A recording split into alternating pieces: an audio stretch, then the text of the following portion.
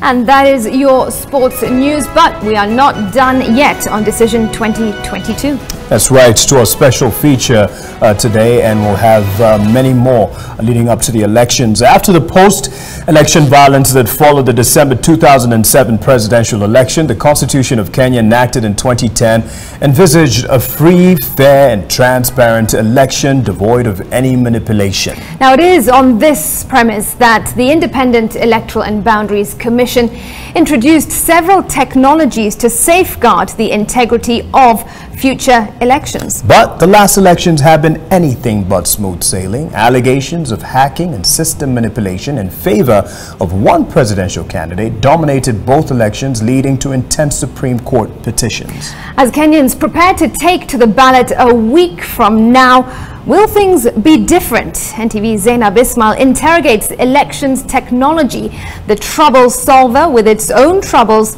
on the digital dilemma. My overall assessment of election technology is that it has not fully realized the objectives for which it was intended. I keep comparing technology to a moving, call it Kenya bus or town bus or city bus. You can only delay it, but you can't stop it. It's not just a question of saying we are using technology and people don't know what you are talking about. We are in a better position, in a better accountability position than then because of adopting technology.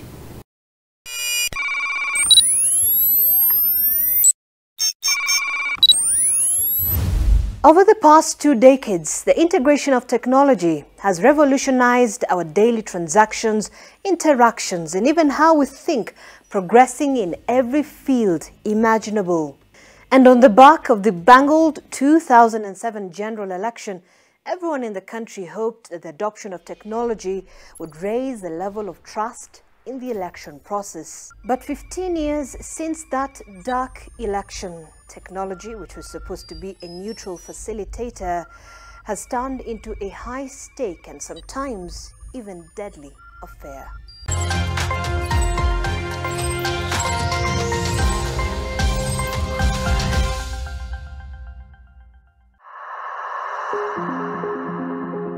On the evening of the 21st of July 2022, the country's electoral management body, the Independent Electoral and Boundaries Commission, shared a distressing press statement that 3 of its key personnel responsible for the management of election technology infrastructure had been arrested and harassed upon their arrival at the Jomo Kenyatta International Airport.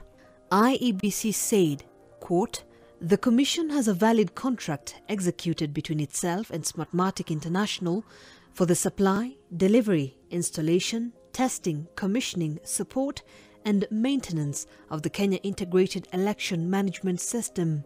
The arrest and continued holding of the personnel has the inevitable effect of hampering the deployment of technology in the forthcoming general election." The standoff persisted for days, precipitating a series of scathing exchanges between the security organs and the Electoral Commission that played out in the public to the dismay of many Kenyans. Police officers at the JKIA arrested a foreigner entering in the country with election-related stickers. We were not notified of such an import beforehand to provide necessary security and escort.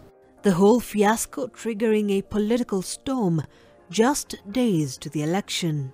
They want to invade the election technology and to compromise its integrity for the benefit of the Azimio project. Ikiwa ni mtu kama huyo akiruhusiwa, anaweza kuweka stika yake kwa sanduku hapa, amechukua hapa Kitengela sokoni na kuweka ABC, alafu anaweka kura zake pale. Hiyo si ni wizi? As a country, we must be sure that whatever is being done is done above board. But I don't think there's any mischief that the government is trying to do anything. This is something straightforward. If you find me with election material and I'm not IEBC, wouldn't you ask me what I'm doing with that material? Before the introduction of multi-party democracy in 1991, the elections held in 1988 was among the most scandalous, with allegations of massive cheating. A new system of voting was introduced, what many now know as the infamous Mlolongo system. Here, voters would line up in queues in front of a picture of their preferred candidate. KANU, the ruling party, argued that the system promoted honesty, so a candidate who got more than 30% of the vote or finished among the top 3 in the queue voting round was issued a nomination certificate and cleared to proceed to stand in the final round where the secret ballot would be used. And any candidate who got more than 70% of the vote in the Mlolongo round was declared elected. The system left behind no records, and many times voters would retreat to their homes after the exercise only to hear of very different results from what they had witnessed. The system received international condemnation and added to the sense of the grievance that was already building in the country against what was seen as runaway dictatorship by the KANU regime. The country has since had a checkered election record, with 2002 billed as the most transparent, in which the loser conceded defeat without question. I accept the choice of the people, and in particular, now concede that Mr. Mwai Kibaki will be the 3rd president of the Republic of Kenya.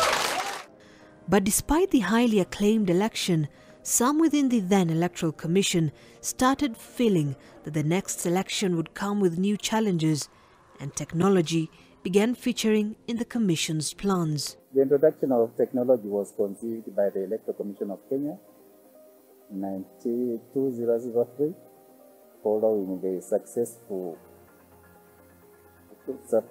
election of 2002.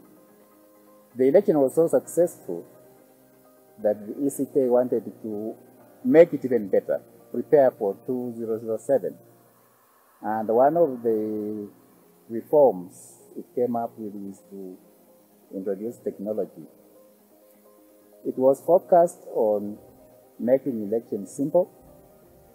It was focused on enabling the transmission of results simple from the polling station to the city center.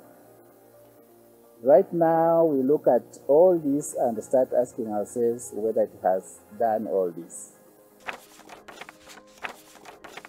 But by 2007, that dream had not yet borne fruit.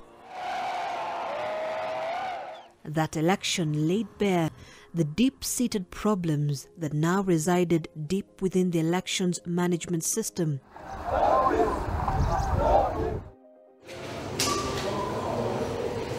The Commission stood accused of aiding and abetting vote rigging, stuffing of ballots, and illegal alteration of results. I am not happy to see results coming the way they are coming, because there is no reason why results should be delayed. There cannot be any excuse. I don't find any excuse whatsoever. Because the whole purpose of introducing counting during at the polling station was to hurry up the process. And although I agree there was a challenge because this time there were more voters, the turnout was higher than ever before. That is no excuse for us to have to be here on a Saturday for elections we held on a Thursday. And we can't get our officers, I don't know. So, I don't know where they are. And so, we have asked the police to assist us to trace these people where they are. You are doubting your officers delaying the result, and we are doubting the same result that have been announced here. Yes. The disputed outcome giving Mwai Kibaki a re-election victory over rival Raila Odinga would plunge the country into its worst post-election yet, leaving more than 1,300 people dead and more than 600,000 displaced.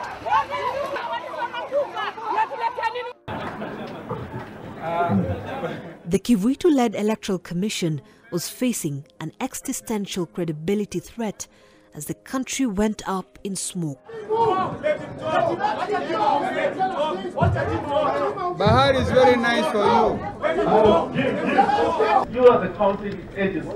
You are the people who want to assure Kenyans that this process is free and fair. When are you going to get tired? I shall not get tired.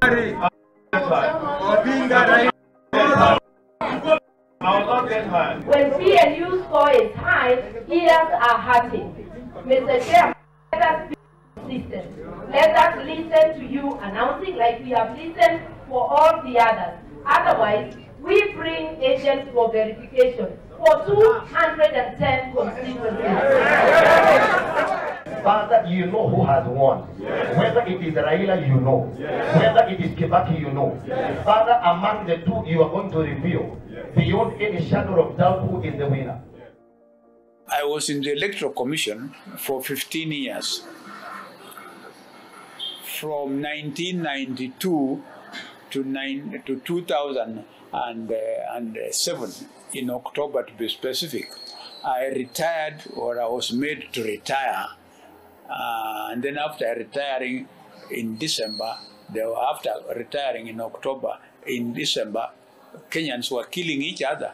In 2007, elections could be carried out, voting is done, and then manually at the polling station, the presiding officer totals the figures, and then after that, the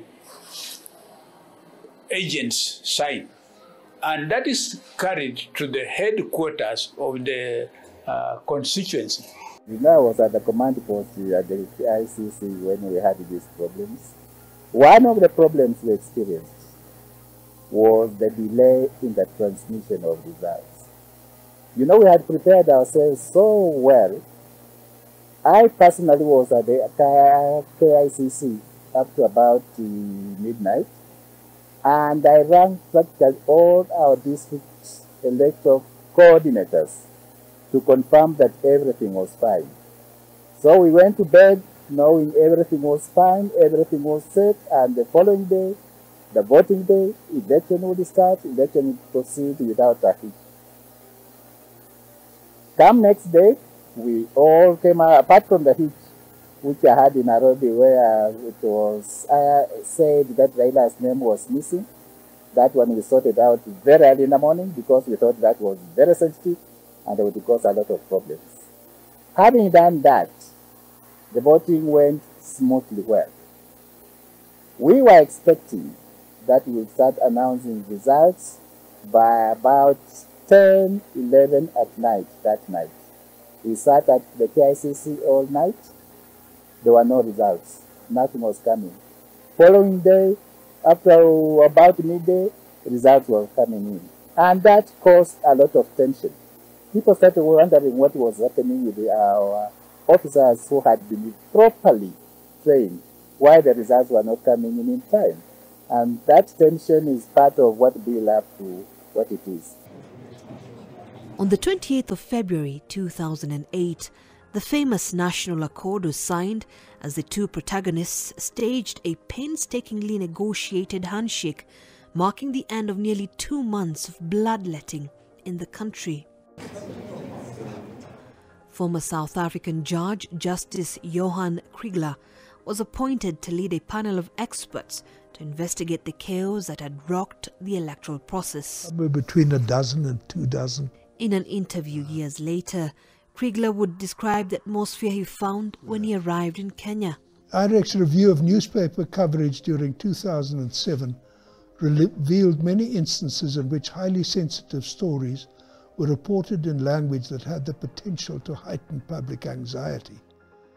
The Kriegler Commission, among other things, revealed mass incidents of ballot stuffing and, most shockingly, about 1.2 million dead people had been on the voters' register.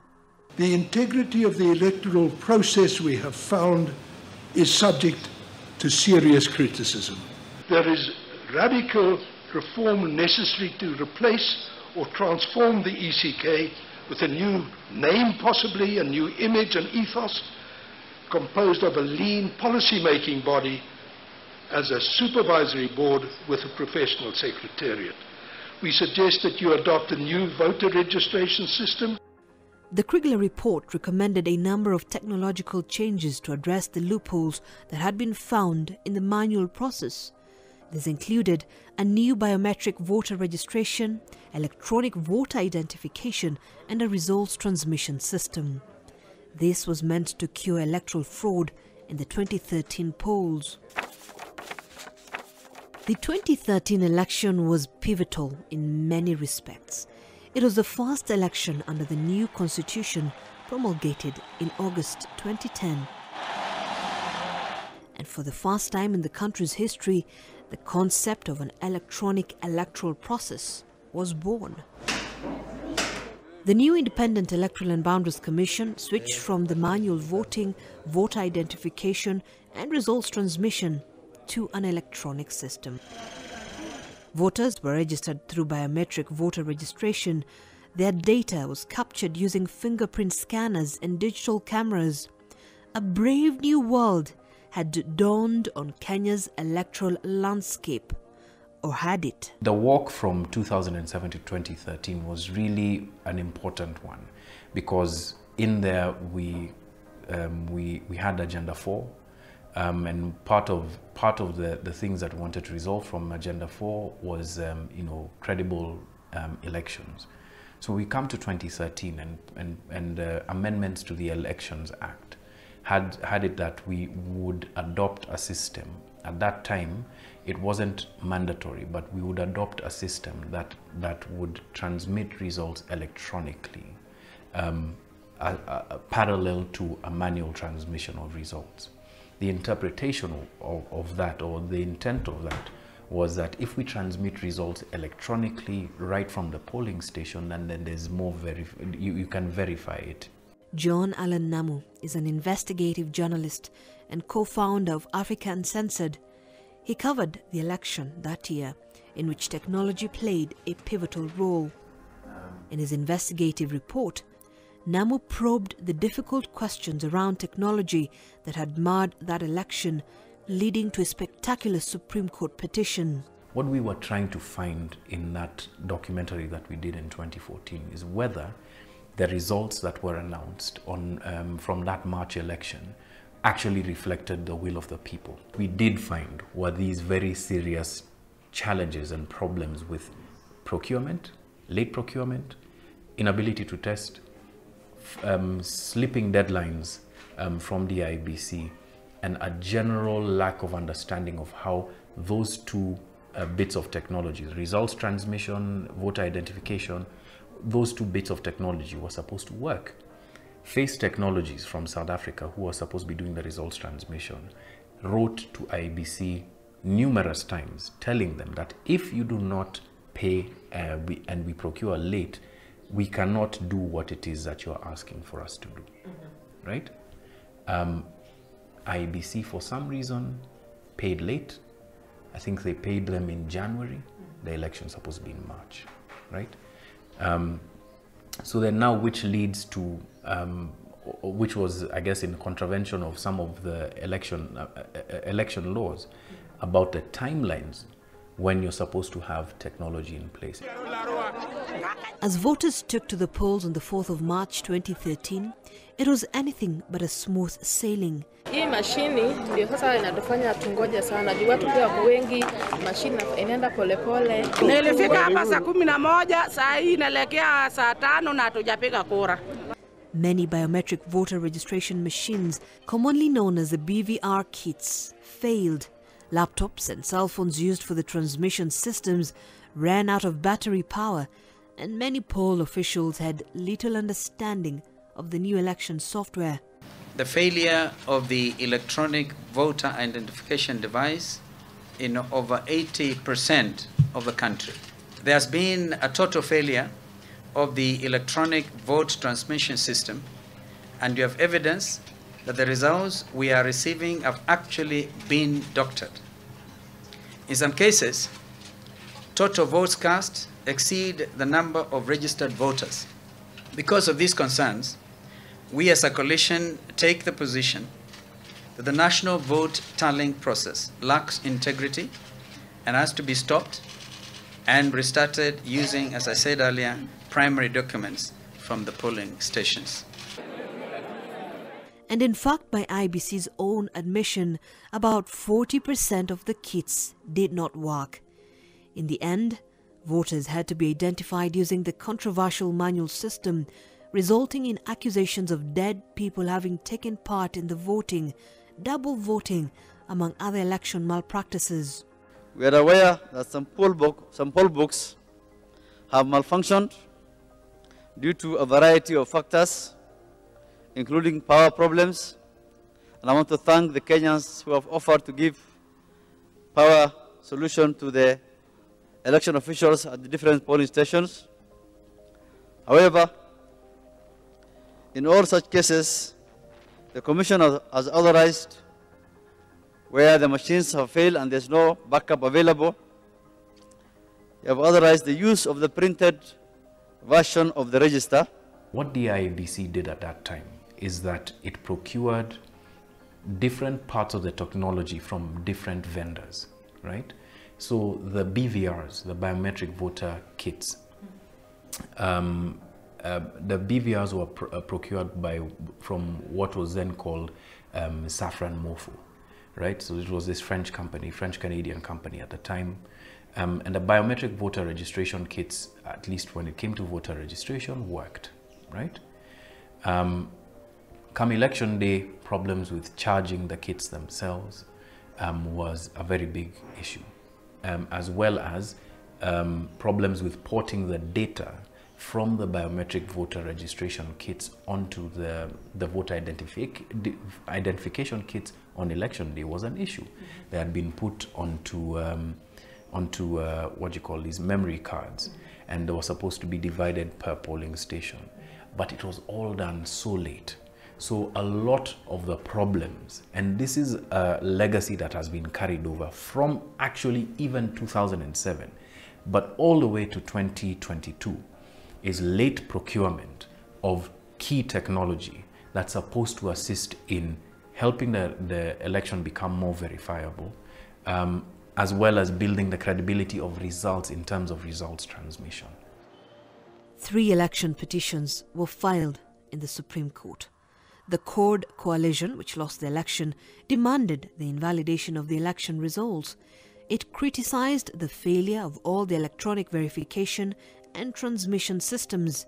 In the petition, you helped us immensely. After 4 days of intense arguments, the court announced its verdict on the 30th of March the same year. The Supreme Court, in paragraph 237 of its full judgment, held that it is apparent that electronic technology has not provided perfect solutions. Such technology has been inherently undependable, and its adoption and application has been only incremental over time. It is not surprising that the applicable law has entrusted a discretion to IBC on the application of such technology as may be found appropriate. Since such technology has not yet achieved a level of reliability, it cannot as yet be considered a permanent or irreversible foundation for the conduct of the electoral process. This negates the petitioner's contention that, in the instant case, injustice or illegality in the conduct of the election would result if IBC did not consistently employ electronic technology. It follows that the petitioner's case, insofar as it attributes nullity to the presidential election on grounds of failed technological devices, is not sustainable. After the 2013 elections, there were 3 petitions which were consolidated into one. One of the petition was revolving around the use of technology. And the petitioners in that petition were complaining that because of the failure to transmit results, the results that were declared were not valid. So what did the Supreme Court then say? At that time, the Supreme Court said that the Elections Act did not mandate IEBC to transmit the presidential results using technology.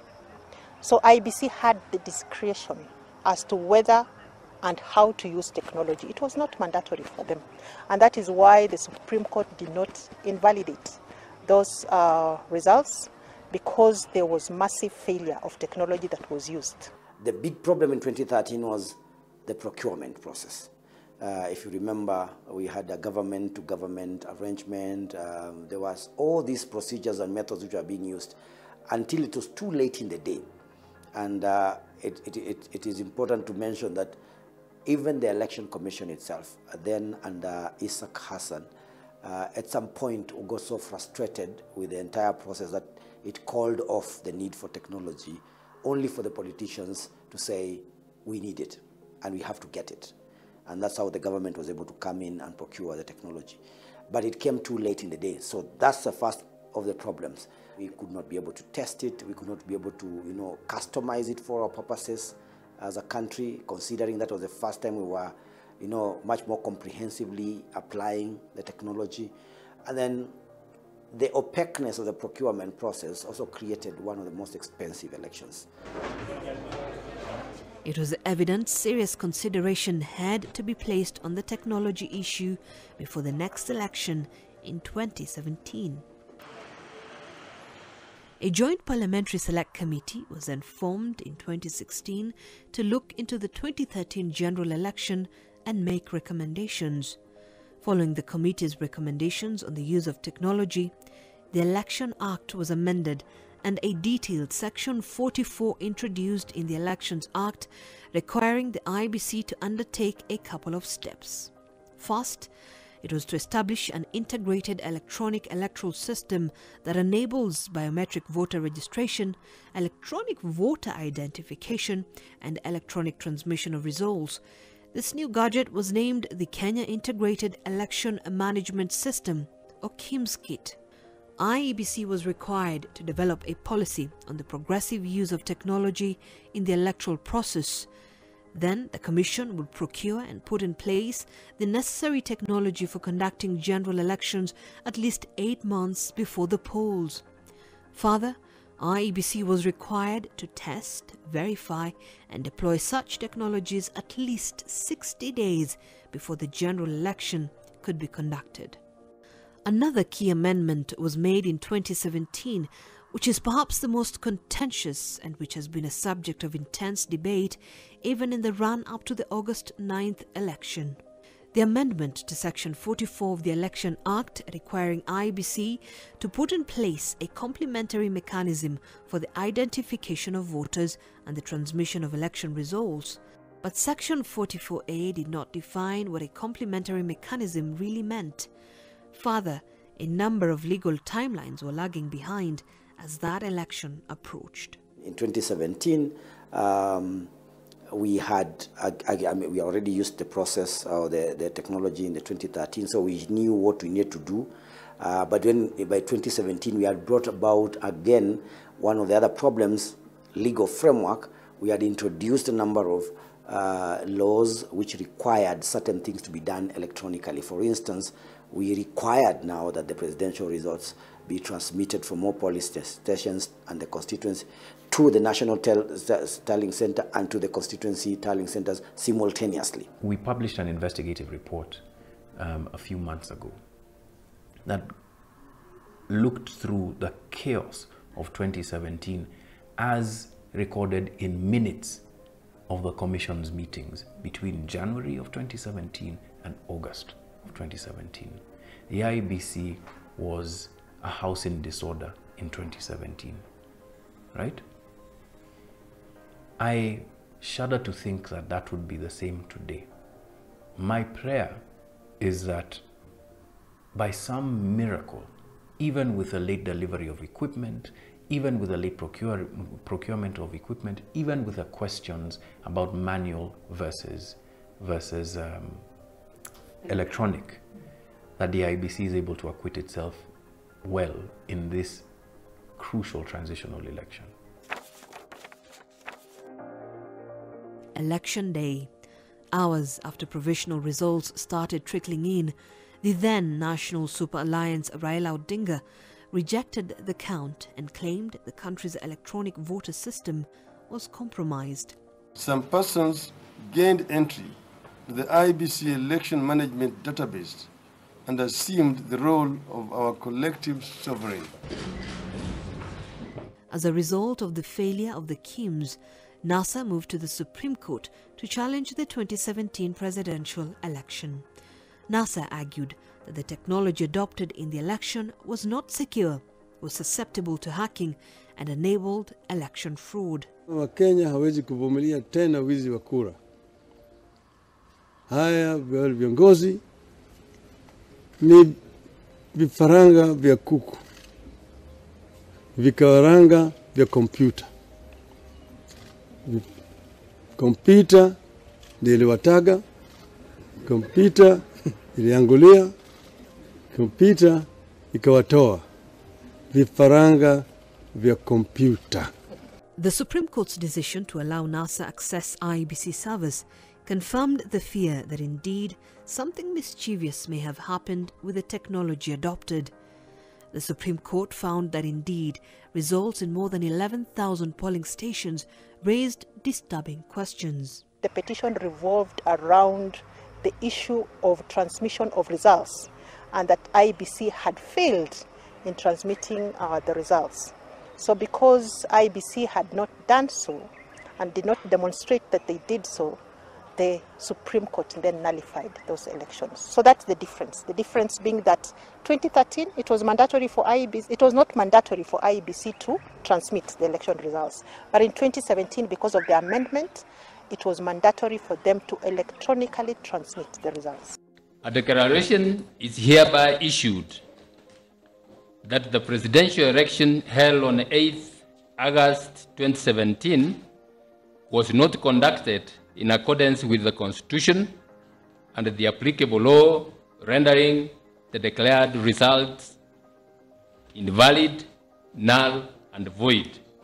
The Supreme Court ordered the IEBC to repeat presidential elections.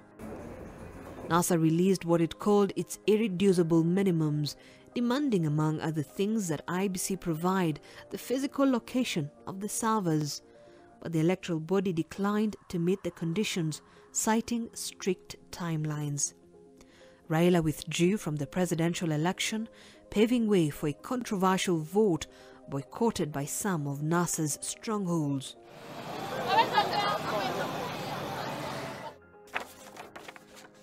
And with just less than 2 weeks to the polls, IEBC faces another uphill task to absolve itself from the misfortunes of the past 2 elections and a widespread deficit of trust in its processes. In its fast simulation of the technology, IEBC's new results transmission system recorded a failure rate of nearly 60%.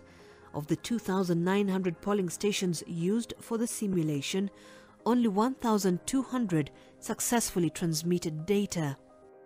In its second round of dry run, questions still lingered as the electoral body failed to demonstrate how it would deploy satellite modems in the over 1,000 polling stations with no 3G network coverage.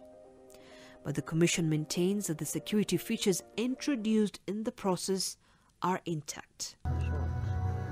According to IEBC, before a Form 34A is admitted into the portal, the system will confirm through security features on the document whether it originated from IEBC, if the KIMS kit belongs to the Commission, and further, if the SIM cards are registered with IEBC. This must be authorized by a presiding officer whose biometric identification is pre-installed in the kit beforehand. The presiding officer must send the image of the Form 34A after tabulation of the provisional results at the ward levels and will have to deliver hard copy to the constituency returning officer, who then compiles all the Forms 34A and extracts a Form 34B, which is the total presidential tally at the constituency level. The returning officer has then to physically deliver both the Form 34B and all the Forms 34A at the Bomas of Kenya, which is the national tallying center in this election. The documents will then undergo further verification before compilation of the national tally. Coming on. At the same time, questions continue to linger on the choice of the company Smartmatic International, contracted to provide the technology. This despite the company's reputation, which has been under sharp scrutiny after it was accused of mismanaging elections in some countries, including the Philippines, Venezuela and Uganda. Did you know that the Cybercrime Investigation and the Coordinating Center, CICC, in the Philippines after the 2016 elections called on its mathematics? It compromised the elections which led to the election of President Rodrigo Duterte. Did you know that in Uganda, the biometric voter kits failed, forcing the election officials to revert to the manual voter system? Did you know that in Venezuela, in Latin America in 2017, its mathematics on its own acknowledged that the turnout voter figures were manipulated by at least 1 million voters? Did you establish this before you awarded the contract? No, because I rely on the evaluation committee after they do the due diligence and they provide me with the report. That is what I rely on.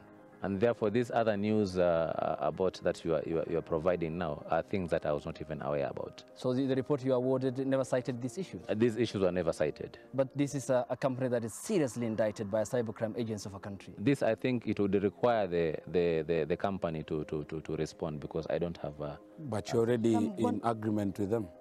Yes, it's because this information did not even come to our attention. You are actually saying that, and it's not even confirmed. This probably will be based on information that you've been able to search maybe from the internet and the rest. And I think it would be proper at this particular time if this question can be actually directed to the respective company for them. The Commission, however, says Smartmatic won the tender in an open process, which was further validated when the Public Procurement Review Board in the High Court upheld a decision to allow IEBC to award the contract to the company. The area where this still remains very interesting, and which may be the new area of contestation, if the status quo remains, is this issue of identification using the digital register. So we have used that before, but we are saying this is going to be the prime way of identifying voters. So basically we're saying that every voter who comes to a polling station will be, the first attempt will be to try to identify them electronically, either using the thumbprint or using the alphanumeric characters that are provided, which can be able to confirm from your ID that this is the right person who is voting. Now, my major concern with this, first, is a good idea about why it's being preferred by IBC. There's a really good reason. The good reason is that our dependency on manual registers has created opportunity for manipulation of results. Not so much the electronic. The electronic was part of the issues of being efficient and being able to detect problems, especially human errors in voting and counting. They have largely been addressed by the technology. The problem is going to be if we put all our hopes in the technology and we have a massive failure, and we have evidence of this. In 2013, like I said, over half of the KIMS kits failed.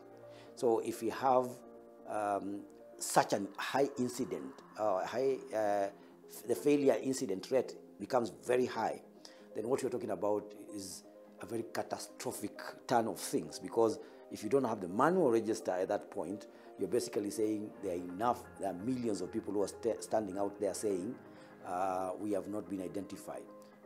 In the areas where we are deploying technology, of course, there can be security concerns, and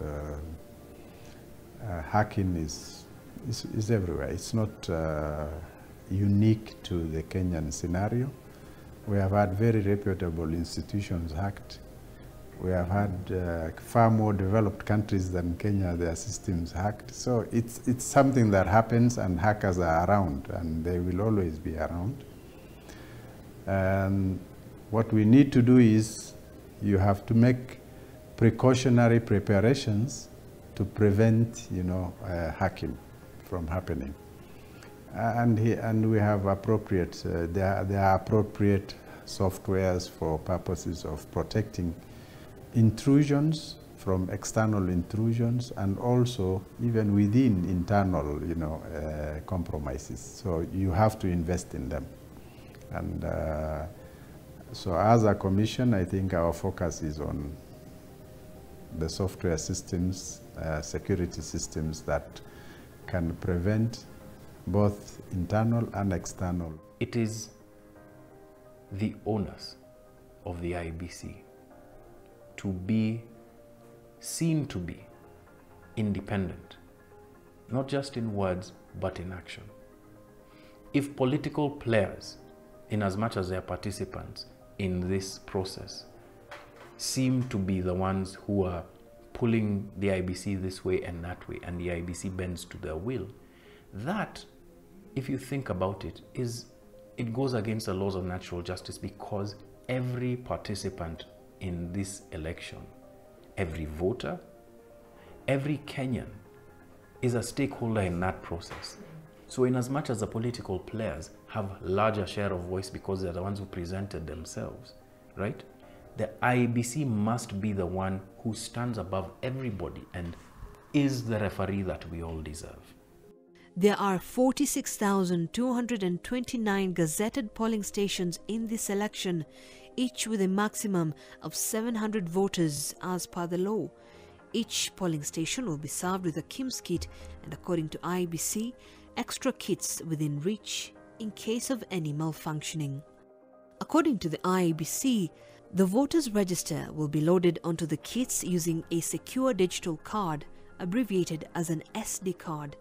IEBC says presiding officers will then be provided with unique QR codes to access the kits, effectively limiting access to the register to each polling station. And the transmission part, if they have sorted out the 4G and they're only remaining with 1,000 or so polling stations, then that also could be largely covered. It also could be largely covered by the fact that the new laws, which dictate that IEBC only transmits images, that at the end of the day, we are all trying to get an image. It may load very slowly, it may take time, which could be a concern in terms of the process, because, let me not say it could be. I think this is the other big problem. So we have this problem of the identification, but the speed of IEBC in transmitting the images will bring a possible altercation between themselves and the political parties. These political parties are going to have done their math within 2 days. They'll have finished their tally, and they'll be waiting for IEBC to pronounce results. It will have enormous pressure to deliver on those results. So if you're going to have any delays in the transmission of the images to bombers, then that becomes a potential conflict area. So I see two areas. But I think there's a lot more to be done. For technology to work effectively, efficiently, you need to have the technology, which is reliable, and the people who use it, both the voter, the politician, and also administrators, have to have confidence in the technology. Many observers believe that just like in the previous elections, the Supreme Court will have the last word on the 2022 general election, and almost certainly the question of technology will feature in the legal arguments. The highest court is leaving nothing to chance. What we are doing currently is that judiciary, through the Judiciary Committee on Elections, is capacitating the judges and the judicial officers to handle petitions and also on emerging issues surrounding technology.